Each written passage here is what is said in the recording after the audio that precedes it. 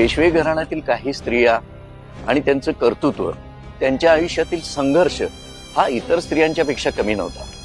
त्यापैकी एक म्हणजे राणीसाहेब अनुबाई घोरपडे. आता मी ज्या ठिकाणी उभा आहे ते आहे राणीसाहेब अनुबाई घोरपडे यांचं निवासस्थान, म्हणजेच इचलकरंजीतील पहिलं संस्थान आणि इचलकरंजीतला पहिला राजवाडा. या भागासाठी आम्हाला सहकार्य केले आहे hotel yes in Ichalkaranji. Balaji Vishwanath आणि राधाबाईंच्या पोटी अनुबाईंचा जन्म झाला.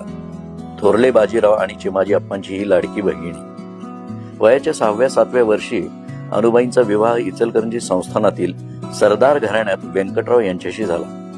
कालांतराने व्यंकटरावांच्या मृत्यूनंतर अनुबाईंनी इचलकरंजी संस्थानाचा कारभार सांभाळला.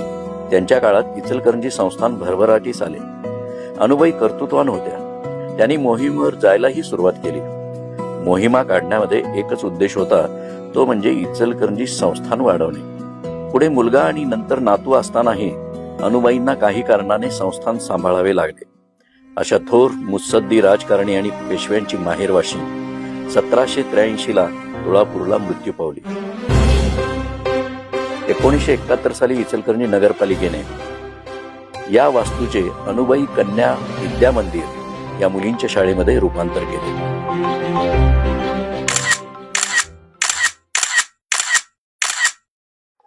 अशा या थोर राणीसाहेब अनुबाई घोरपडे यांच्या निवासस्थानाची आज आपण दुरावस्था झालेली पाहिली. खरं तरी हे इचलकरंजीतील पहिलं संस्थान म्हणजे पहिला राजवाडा, आणि याची ही दुरावस्था अतिशय मनाला क्लेश करून जाते. मंडळी, अशा ऐतिहासिक वास्तूंचं शासनाने संवर्धन आणि संरक्षण केलं पाहिजे.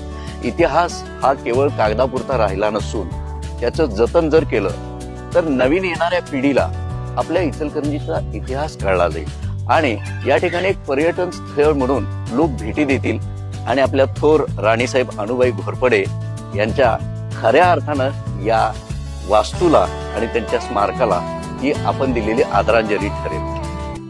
इचलकरंजी हे शहर भारतामध्ये मँचेस्टर नगरी या नावानं ओळखले जाते. पण या शहराची खरी भरभराट झाली ती मागाच्या व्यवसायामुळे. ही साधारणपणे 100 वर्षापूर्वी जर्मनीहून 21 माग इचलकरंजीला आणण्यात आले. या 21 मागांपैकी एक माग अजूनही चालू स्थितीत आहे. हे माग कुणी आणले आणि आता ते कुठे आहेत आपण नक्कीच जाणून घेऊया पुढच्या भागात.